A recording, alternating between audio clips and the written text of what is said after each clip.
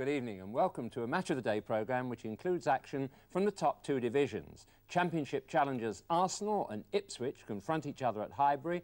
We go to Boundary Park Oldham for their game against fellow promotion challengers Sheffield Wednesday, and we see the 7 goals from Scotland, which virtually decides the Premier League Championship. Tonight's headlines: Liverpool retained the League Cup after beating Spurs 3-1 in extra time. Ronnie Whelan is the hero, scoring twice on his Wembley debut, as Spurs lose for the first time in 9 visits to the famous old stadium. Buoyant Bob Paisley was cracking jokes like Jimmy Tarbuck after the game. The Liverpool manager said the Milk Cup is another first for the club. The milk was turning sour before we equalised, but the 2 extra goals put the cream on it. Well, that's not the first nor the last of those milk jokes, I'm afraid, that we're going to hear. But milk or not, we start our action with a match from the 2nd Division. Although we've not been unaware of Oldham's prowess in that division, it's our first visit to Boundary Park this season. And quite an occasion too, because their visitors were Sheffield Wednesday, whose away form has been exhilarating. Your commentator was John Motson. The spinning town of Oldham last saw First Division football in 1923. But they're aiming for promotion this season, despite a rocky run of only 1 win in their last 7 games. Jimmy Frizzell, who celebrates 12 years as manager here this month, has taken number 5 Neil Firm on loan from Leeds this week because Kenny Clements has had a cartilage operation. He's also without Darren McDonough, who's suspended, but better news concerns number 8 Paul Heaton, who joins up tomorrow with the England under-21 party for the match in Poland on Wednesday. Sheffield Wednesday have won 8 away matches this season. They're unchanged. Mark Smith has been playing in midfield lately, and the top scorer is number 9 Gary Bannister with 16 goals. Sheffield Wednesday manager Jack Charlton with the natty cap. Left the field in tears here last year, Jack Charlton, when he went to appeal to the crowd after an invasion of the pitch, and the game was held up for half an hour. Oldham in the blue shirts and white shorts, playing down an appreciable slope from left to right. Sheffield Wednesday wearing yellow shirts today. Heaton for Oldham, in the way Williamson. Roger Wilde of Oldham playing against his old club. He's wearing number 7. This is Hoolican though. Steele making a target in the centre. Heading it on, a chance perhaps for Palmer. Well blocked by Gary Megson. And Pickering for Sheffield Wednesday.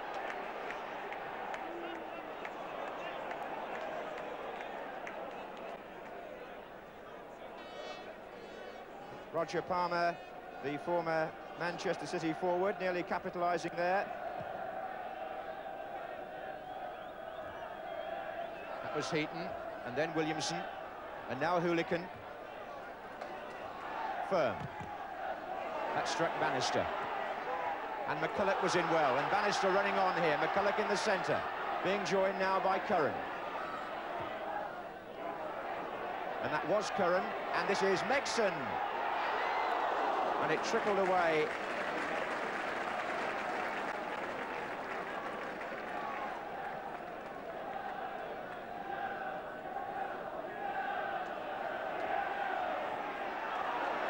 Sterling's tackle on Ryan.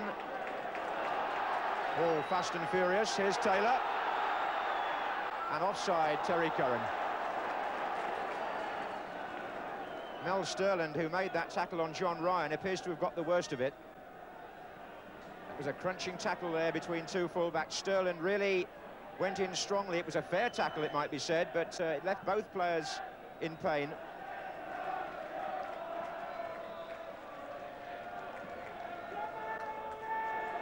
"22 years this May, Jimmy Frizzell has spent with Oldham Athletic Football Club as player, coach and manager." Up goes Steele.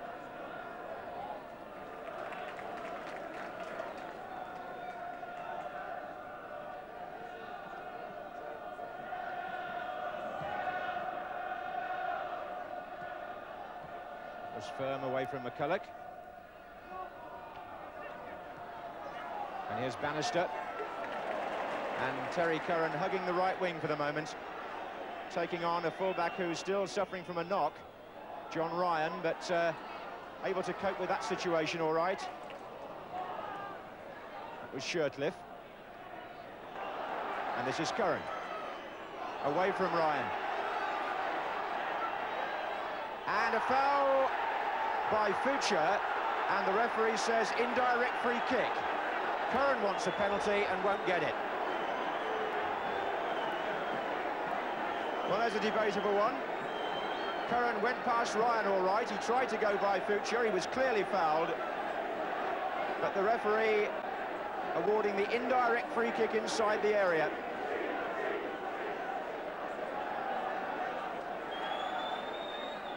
Which Curran takes, and away by Firm. Here's Taylor. Williamson. Well, obviously the referee saw that more as obstruction.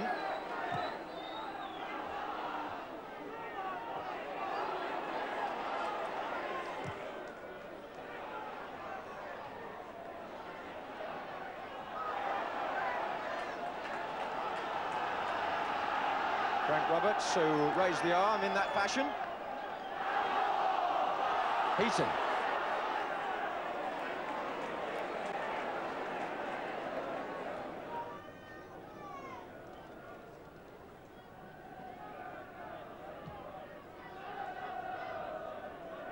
That was on by McCulloch, what a good flick.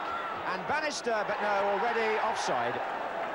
Offside against Bannister after McCulloch had flicked the ball on beautifully. One of the old-fashioned type of centre-forwards, Andy McCulloch, so good at the flick on like that. But Bannister was offside. Here's Curran. Taylor. And now it's Smith. And Bannister. Oh, he's onside here, it's Curran. Good stop by McDonald. Here's McCulloch. Megson is coming up on the right. And Curran again. And twice Terry Curran foiled by the goalkeeper. The best chance and the best save, certainly the first one. It was a 1-against-1, and Peter McDonald, once Ray Clement's understudy with Liverpool, made a good save.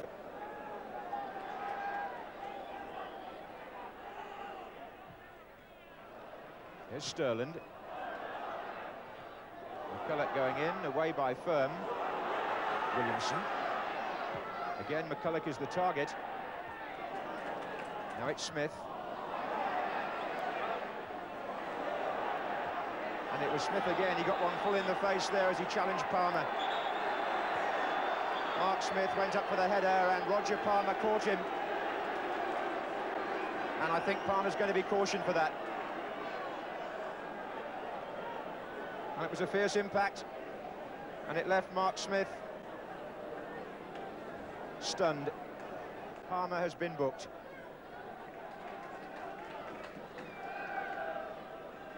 So play resumes with the free kick to Sheffield Wednesday.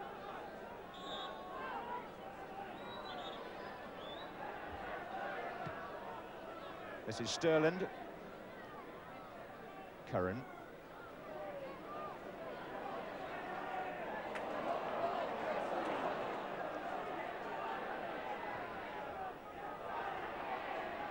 Steele back in defence for Oldham. This is Atkinson. And Oldham is the home side, finding it quite difficult to get into the opposing half. But they have now. Roger Wilde. Nice turn. Heaton. Palmer.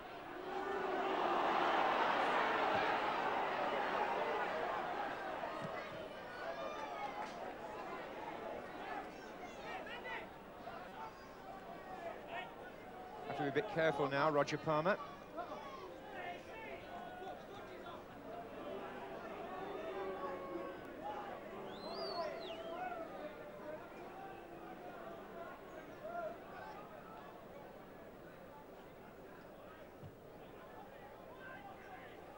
Steele with Pickering. Hooligan.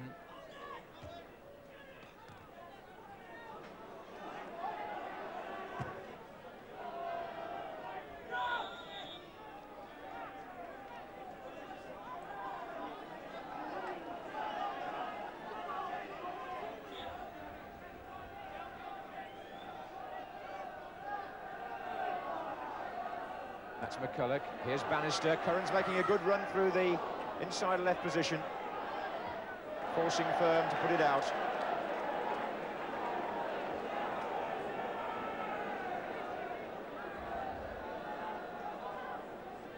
And the balance of play very much with Sheffield Wednesday here.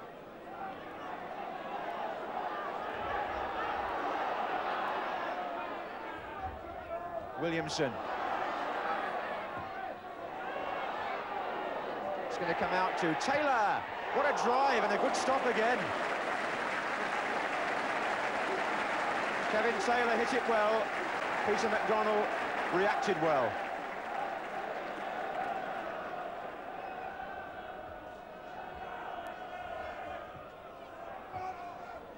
It's going to come back to Bannister. Firm with the header out. Nicely done by Ryan for Oldham.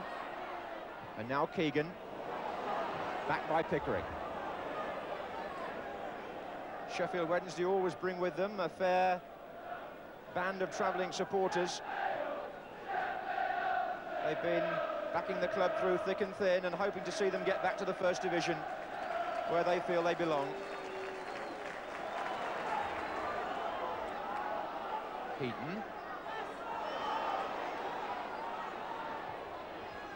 Keegan for Oldham. Back again to Heaton. That was nicely done. Wild.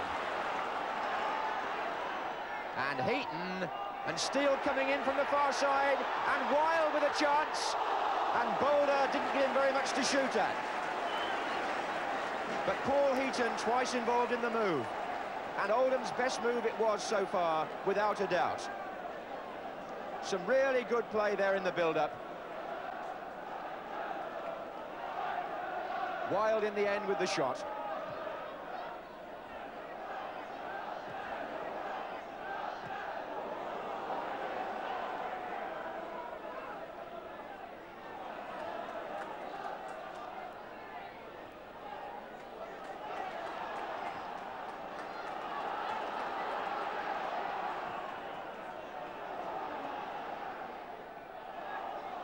And that's away by Pickering.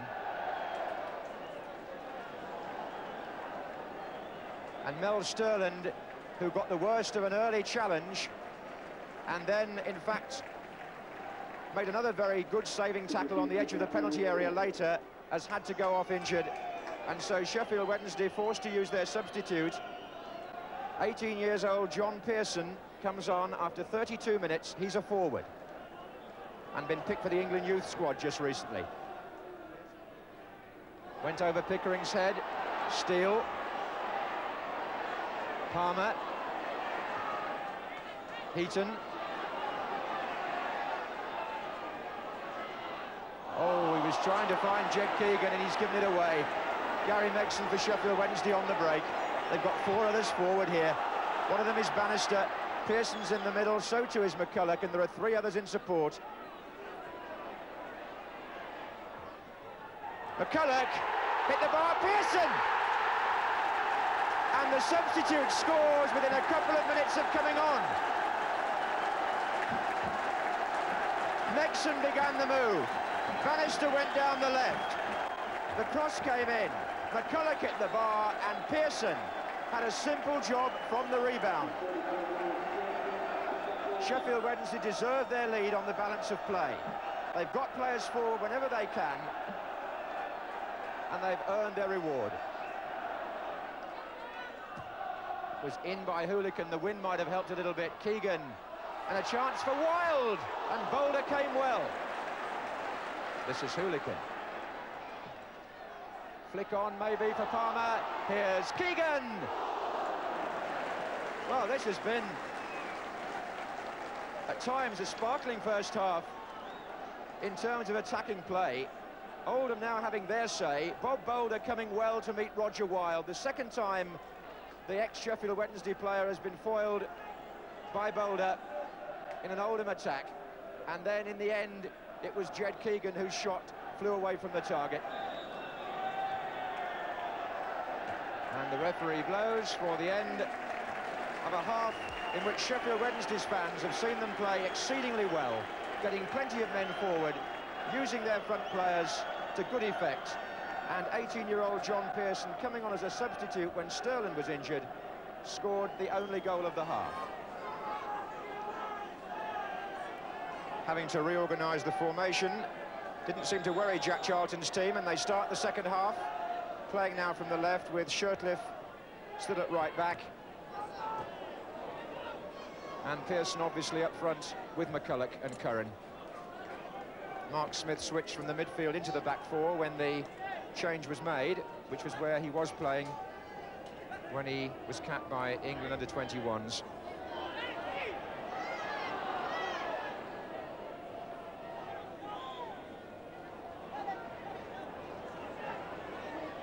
Foot up and a free kick to Wednesday.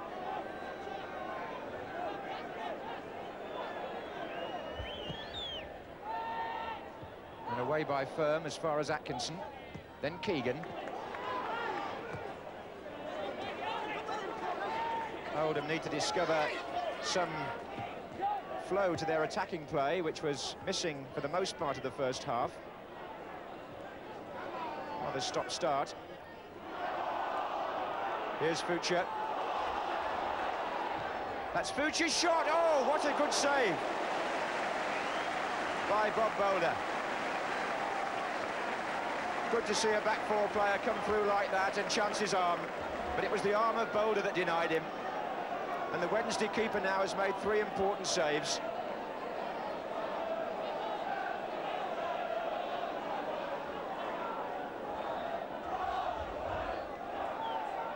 Here comes Firm. Oh, he scored! But no, the flag is up on the near side, and I suspect the linesman saw a player in an offside position and has notified the referee, who wipes out the goal.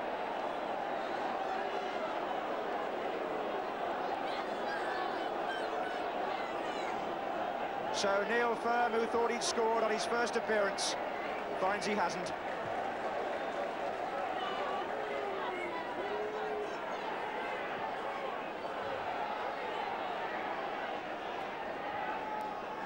Here's Keegan, and now Heaton, and now Wild, and here comes Atkinson. What a good start to the second half here by Oldham. 2 fine shots. 1 effort in the net, disallowed, as they get their game together at last. And Oldham also want to make a substitution because John Ryan, struggling with an injury from early in the match, has given it a try and is going off.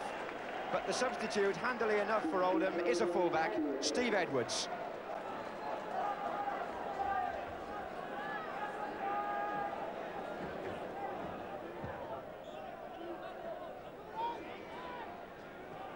McCulloch running on, Fuchs knocking it back.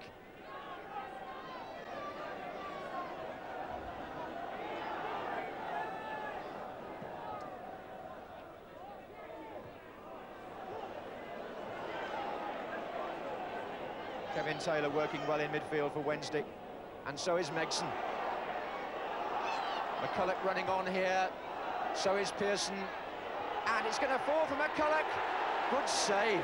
He was onside, and Peter McDonald, along with having foiled McCulloch, along with his opposite number, Bob Boulder, making this very much an afternoon for goalkeepers.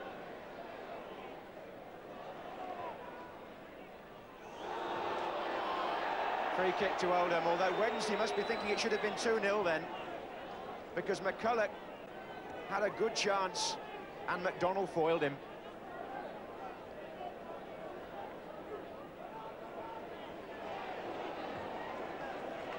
Edwards joins the attack. In for Roger Wild. That's his cross. Nice touch back by Andy McCulloch, who had gone all the way back there to help out the Sheffield Wednesday defence. Epitomises the way they played today.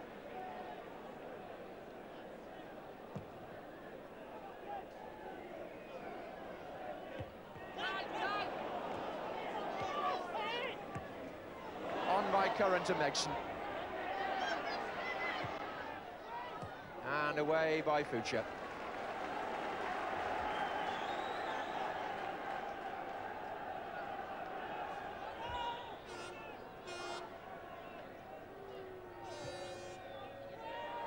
McCulloch coming in there, and it's come to Taylor.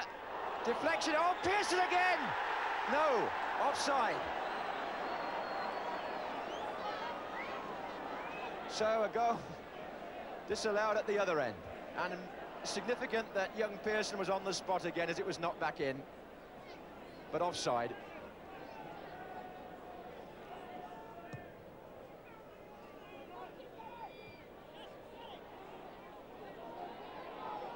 Oh, well played, Heaton.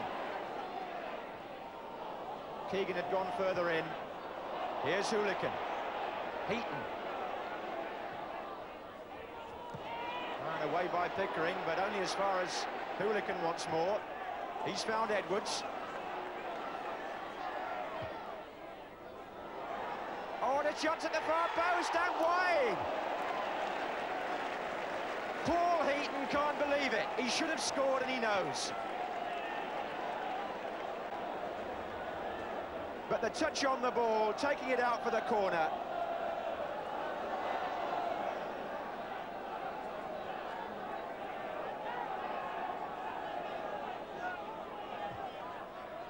And he's arriving again now, is Heaton.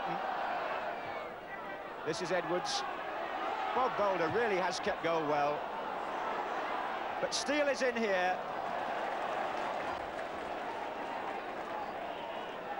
Having a good afternoon is Boulder. And now Taylor, and a good run through, oh, offside. I was going to say a good run by Curran, which it was, but Bannister in the picture there was offside. He was further forward.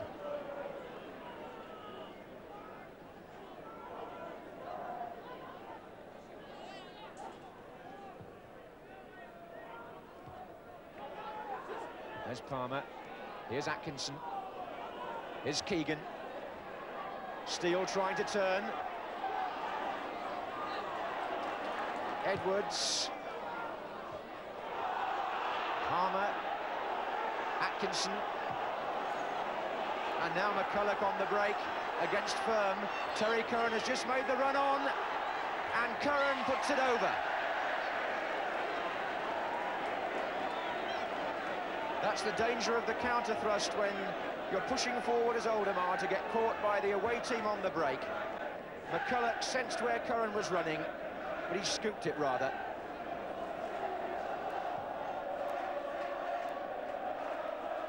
On by Wild.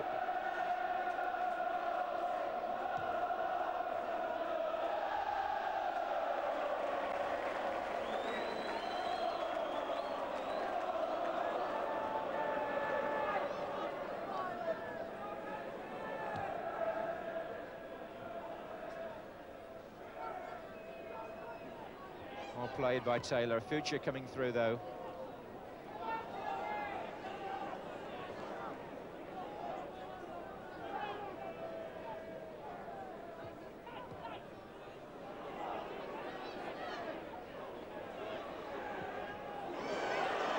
Curran, and there goes Megson.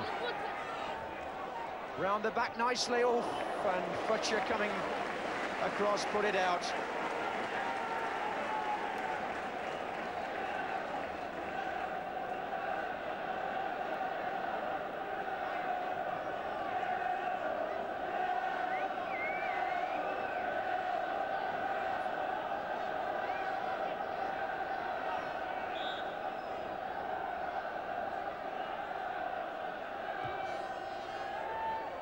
They've left Megson free.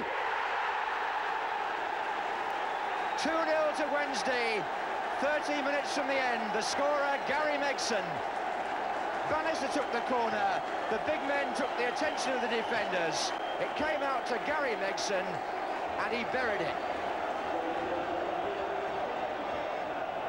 So 3 points beckoning now for Sheffield Wednesday in this important promotion match.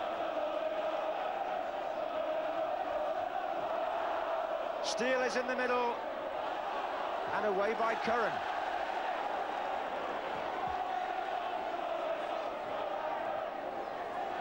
Edwards.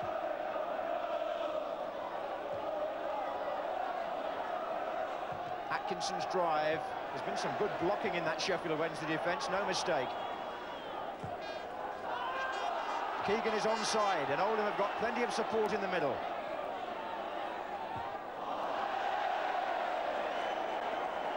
Enough said.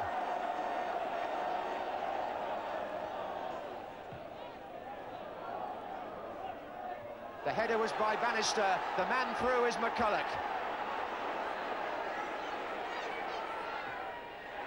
Out by Edwards from almost on the line.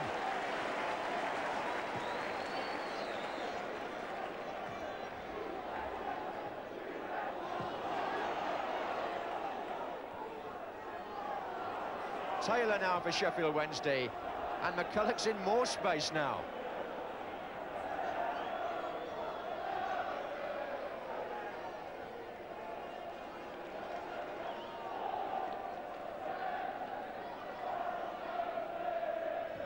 Here's Megson.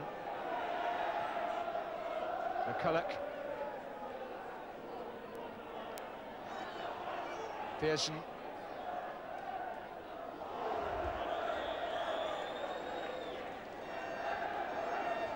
The match looks like ending on a high note for Sheffield Wednesday. Their fans are the ones responding for the moment. They have a 2-goal lead and a free kick here.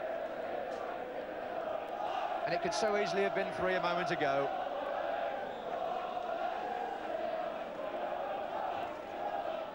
McCulloch at the post, Bannister!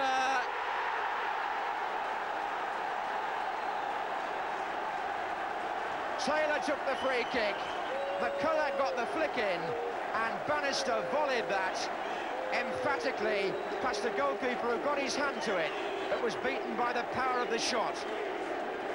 The Wednesday fans chant easy, and you can't help but draw comparisons with the match at Luton early in the season when Wednesday won 3-0 and looked promotion prospects.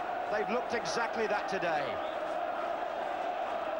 Bannister, who scored on that occasion, just one of many Sheffield Wednesday players, as Keegan tries to get one back for Oldham.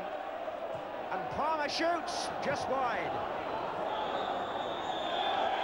As it was, the final whistle goes. 3 goals and 3 points for a very impressive Sheffield Wednesday team. Gary Megson outstanding. Bannister got the 3rd goal to seal it. Exciting goalkeeping at both ends, Bob Boulder and Peter McDonnell. But on the day, the quality of Sheffield Wednesday's play was much in evidence. And Oldham, though disappointed to have a goal disallowed, were nevertheless in the end a well-beaten side. It was a hectic match, but a highly enjoyable one, ending with a score of Oldham 0, Sheffield Wednesday 3. Well, I, for one, am not grumbling about the entertainment value of that game, and I can quite see the Oldham players, fans and manager Jimmy Frizzell being disappointed with the result because the contest was so much closer than the score suggests, as Jackie Charlton agreed when he spoke to John Motson afterwards. I felt sorry for Jimmy because, you know, his team's played very well today. We've played very well. 3-0, you look at it tonight or tomorrow morning, you think we must have got run to death, and he didn't. You didn't. And your keeper made 2 very good saves. Our goalkeeper made 2 tremendous saves, and he came and plucked out corner kicks, and we had a spell where we had a lot of luck in there, where 3 or 4 balls had hit our players and went outside the post, could have gone inside the post, and that would have been the equaliser. The fact that we won 3-0, I'm delighted for our lads because they battled and they played well, but I'm not an out-and-out attacking man. You know, when you've got something, keep it and do it in the right way. And I didn't think we did it for that period, but we got away with it, and we won 3-0, and we're delighted. So how do you see the promotion race now? Well, if you can keep coming and bringing these people with you, because every time you come this season, we've won 3-0, keep coming, and you never know. We've got to start winning at home. If we had anything like a home record, we would be out of this division now, and we could have all gone to Spain on holiday. But our home performances have not matched our away performances. So it's we've got to start winning at home. If we can do that, we'll get points away from home and we'll go up.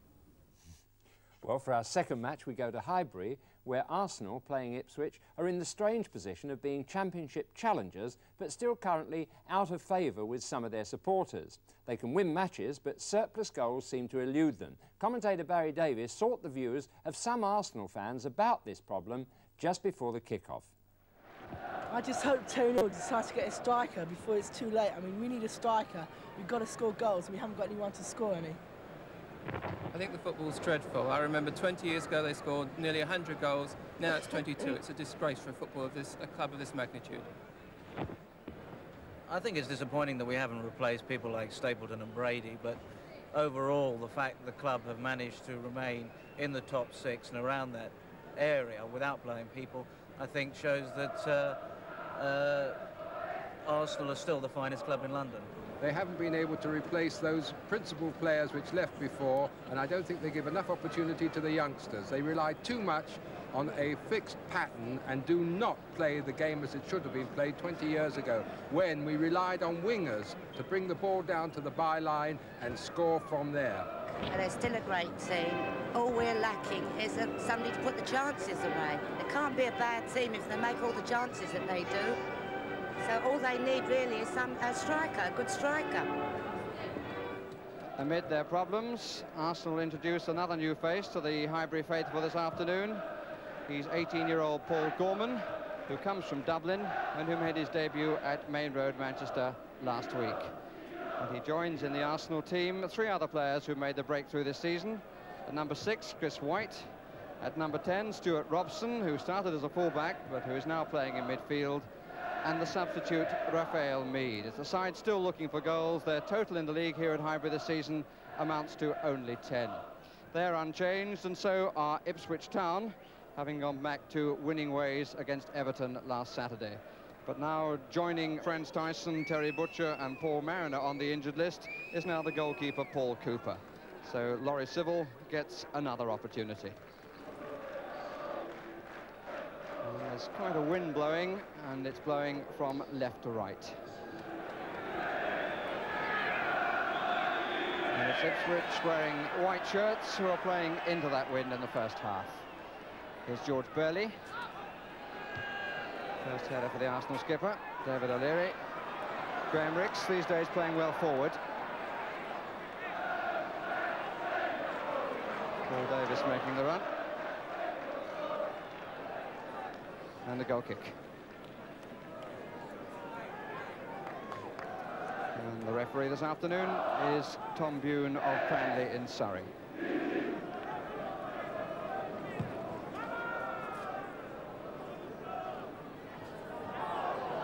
For handball, but not given. Here's Sansom.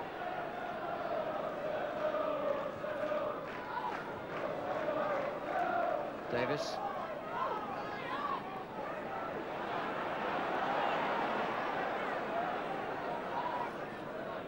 Ricks.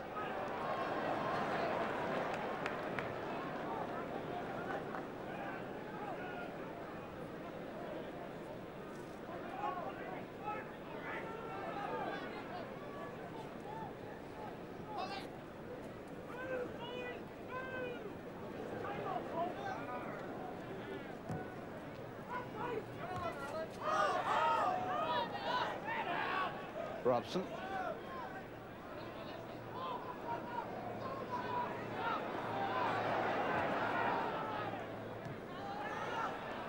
Mirrren. Solid play by Hollins. And here's Sunderland. Oh, McCall let it go. And Robson puts it in.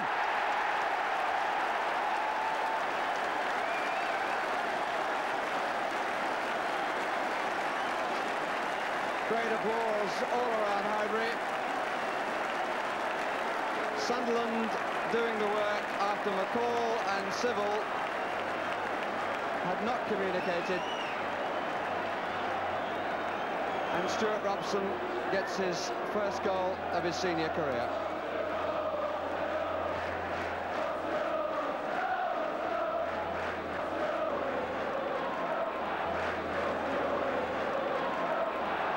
Davis.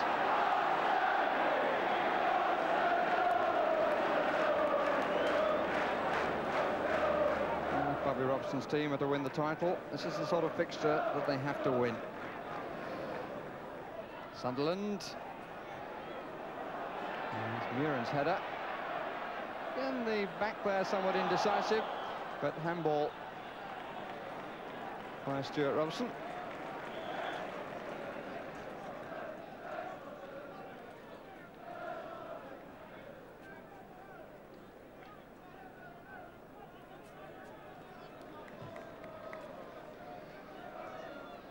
Gates. And White struggling. Brazil forced wide by Hollins. And Brazil denied by John Hollins, who forced him away on his left foot and forced him to the point where he couldn't pull the ball back. Good play by an experienced player.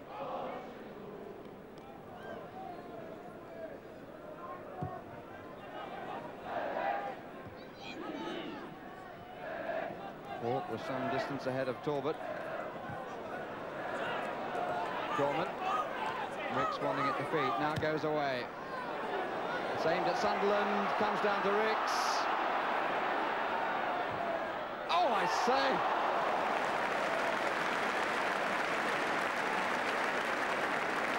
Well, it seemed to take him half an hour to get it into a position, but when he struck, it was one to be remembered.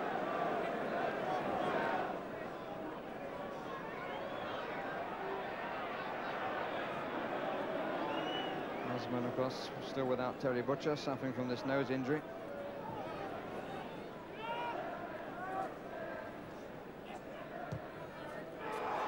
O'Leary watching and didn't get it right,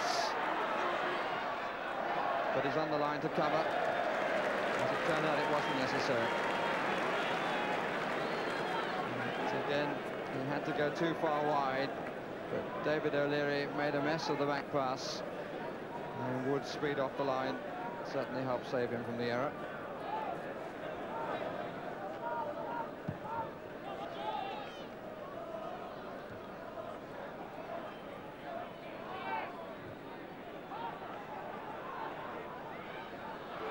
Walk going through Davis. And here is Brazil. Here is Gates. And it took a deflection. George Wood, absolutely certain that his body was going to kill any spin. It's a second mistake in a matter of half a minute by David O'Leary.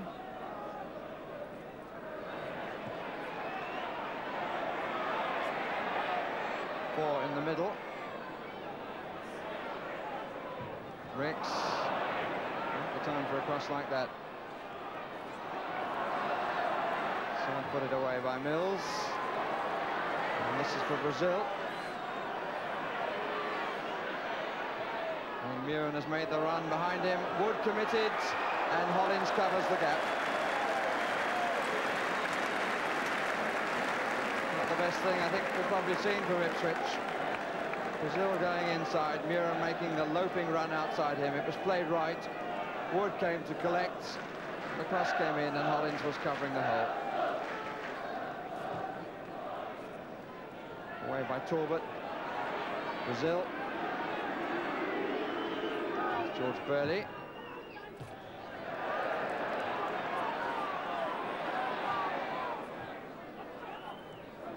Davis.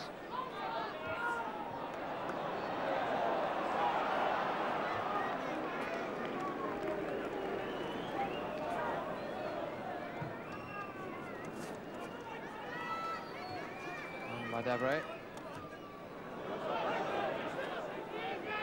Robson. Ricks, and he's away. It's there now, surely. No, it's not. Goalkeeper's arm turned it away. Well, he was through it to the gap.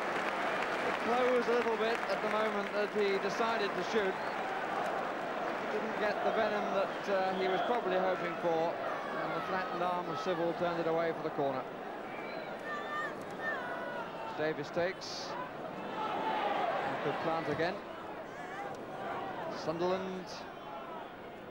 Another good header by Burley. Robson, and here offside is Davis, so it wouldn't have mattered anyway. Probably feel relieved that he was offside.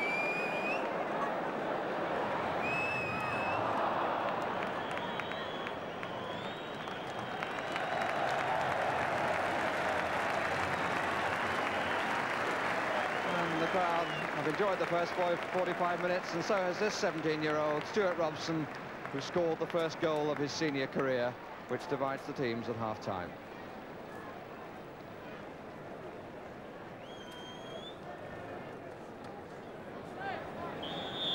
The start of the second half of a match of great importance to both sides, being among the pack, chasing the leader Southampton, both of them with games in hand. Here's White.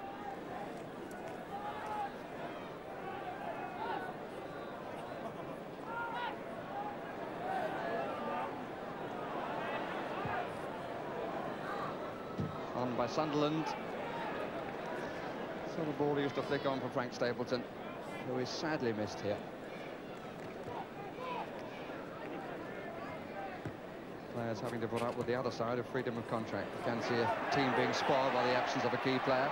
Here's Sansom. Gorman. Looking for Sunderland.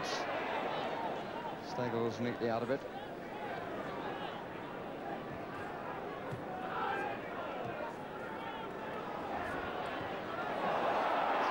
Dear.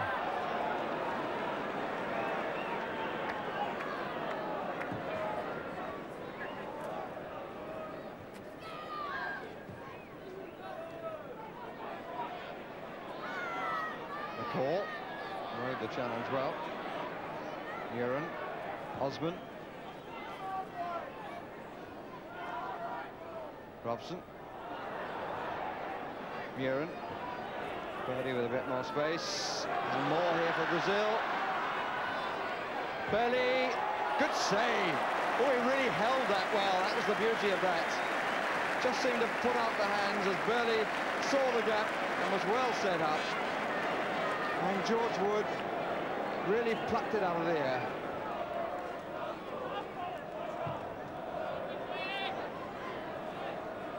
Swung a lot in the wind.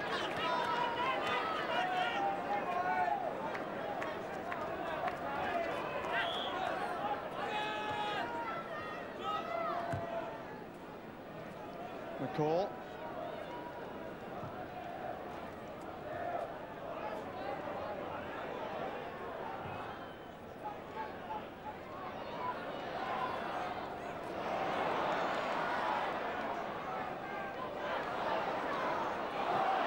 Foul by Walk. Hip which sent Talbot away.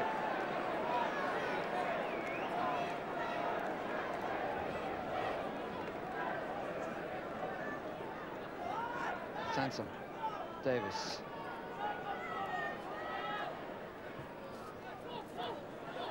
"15 minutes left. Still just the one goal. Here's Sansom. Too well to find room for the shot.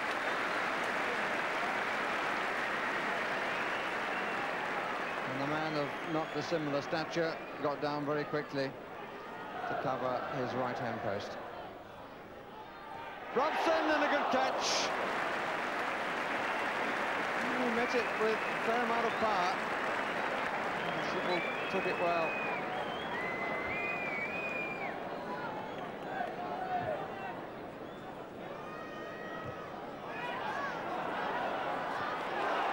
Nice touch from Ricks. Davis, who's allowing an awful lot of cover to come back. Perhaps as determined as he should have been then. Davis once more. And McCall only to Gorman. Followed him well there, the fullback.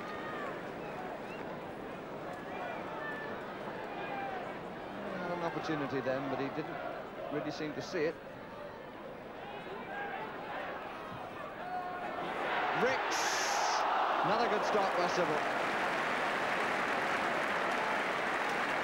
got hold of that on the turn. Graham Ricks, goalkeeper on his 6-yard line, was down smartly.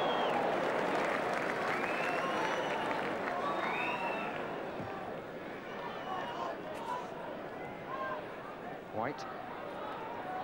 Collins.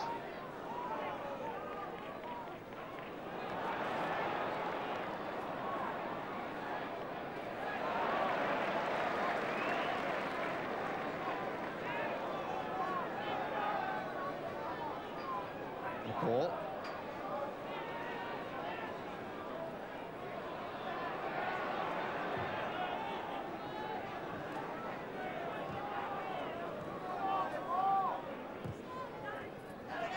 Brazil.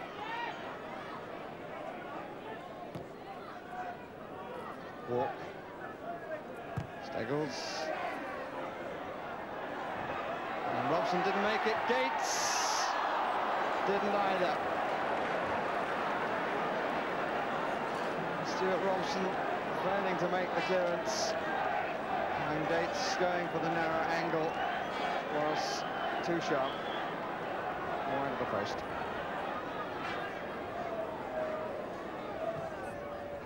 Wood comes for it. Brazil. Burley. Satiza. Clearly the right course, particularly in this wind.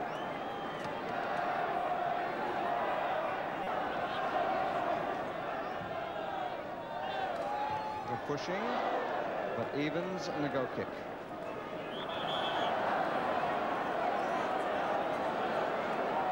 Terry Neal counting the seconds, and we're in the last minute. Ricks.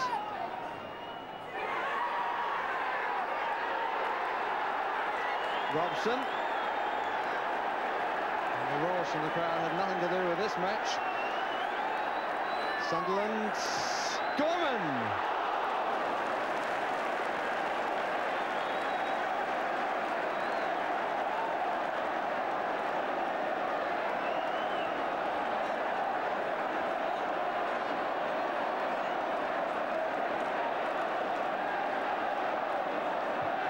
Sybil, and the one goal sufficeth, and the last touch on the ball was made by the man who scored it. Stuart Robson's goal in the 11th minute, giving Arsenal the 3 points. And Ipswich must know that they had the chances to have changed the story, but seemed incapable of doing so.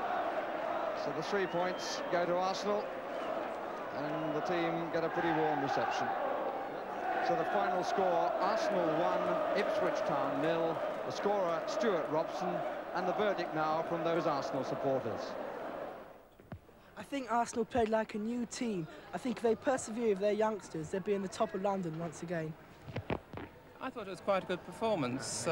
The defence played well, I thought. Midfield was reasonable, but again, it highlighted our lack of a striker. If we'd have had a striker in the first half, I think we could have sewn it up with 2 or 3 goals. I think that makes it 2 defeats out of the last 17 games, and perhaps some of the press and media who have been having a go at the team should take notice of what Laurie McMenemy said this morning, which is that any team that writes Arsenal off for the anybody who writes Arsenal off for the championship is very foolish indeed.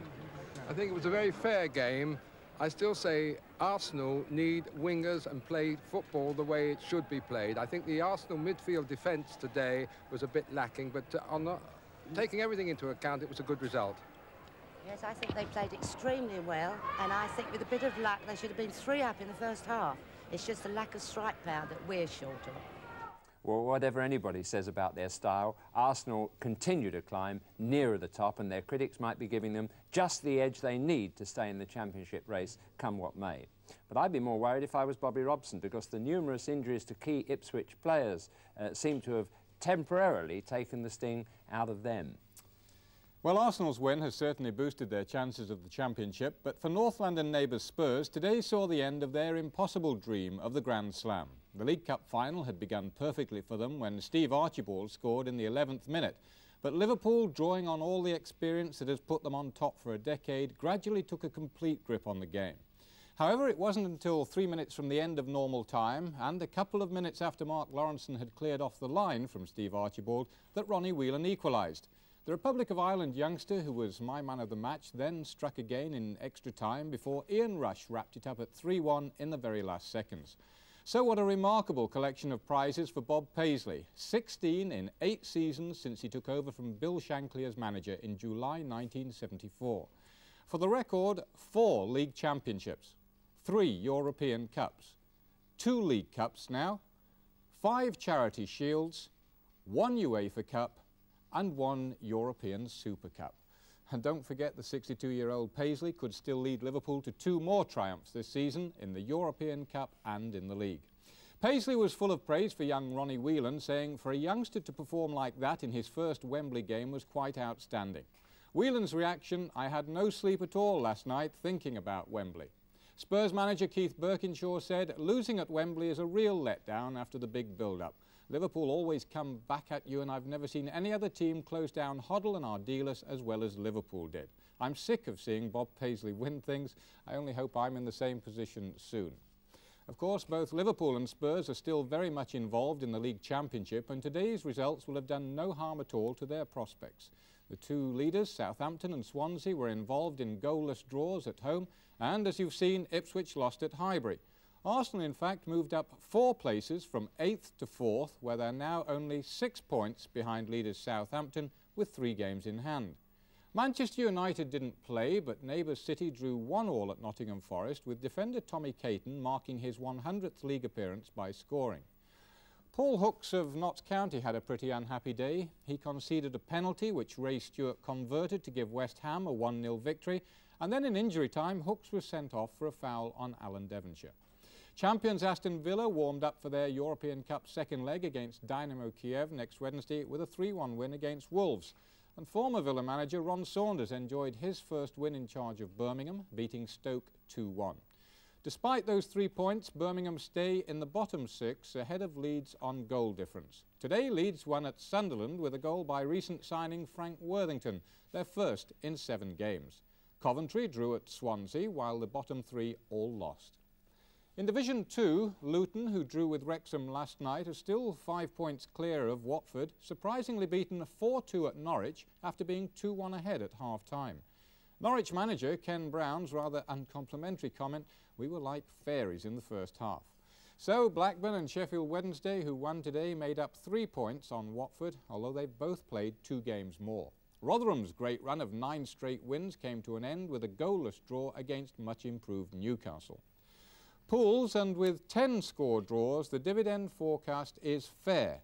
Claimed by Telegram for 24 points, and the numbers 3, 14, 18, 20, 23, 25, 29, 35, 40 and 43.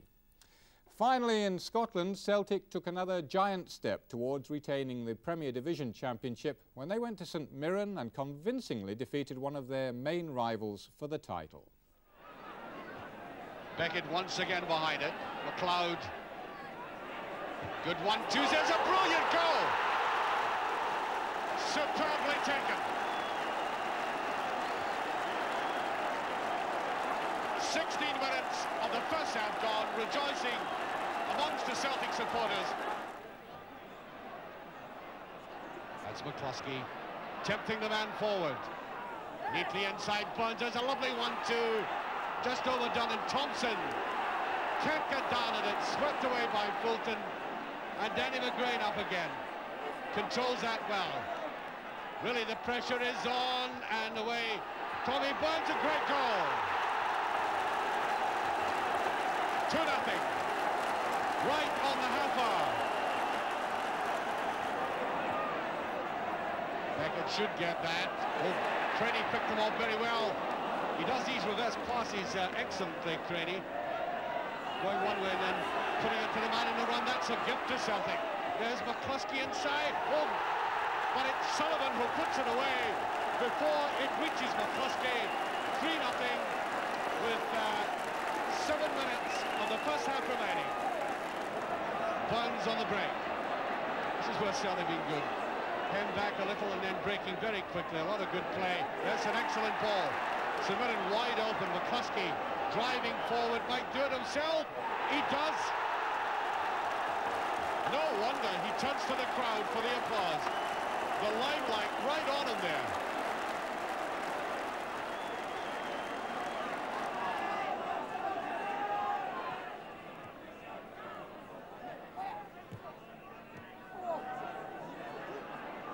That's McDougall. First real touch of the ball. There he is again. Celtic right across the edge of the box, making it difficult for St Mirren to see goal. They do that. And it's a good ball, a great goal. That's retaliation by the substitute, Frank McDougall.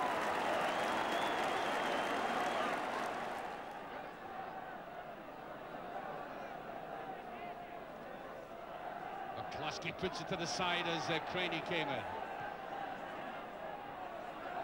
St Mirren wanting to make a game of it. Burns turns well, and this is where St Mirren have found it difficult to pin Celtic down. The turning of the front runners, that's good play, good understanding.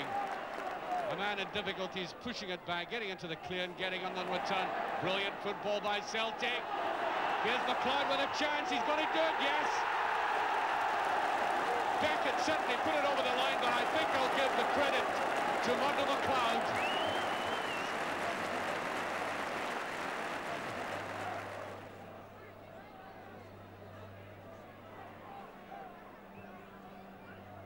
Curling, and that must be, yes, the second by McDougall. And that now is 5-2, and I'm reaching for the pocket calculator. Well, that's all for tonight, except to note that not for the first time recently, a second division game on Match of the Day has been very much more exciting than a first division game. And to remind you that there's European Championship action from the worlds of boxing and football in Sports Night on Wednesday next. The programme starts at 9:30. Perhaps the feature of tonight's programme was the discipline and determination of Jackie Charlton's Sheffield Wednesday team. And in the middle of John Motson's interview with Big Jack, there was just a hint as to why the Sheffield Wednesday players nearly always obey orders. Good night to you. Look at them kids, they're stupid. Hey! Come on, give over. At your age. McCulloch hit the bar, Pearson! Oh, they've left Megson free. McCulloch at the post, Bannister!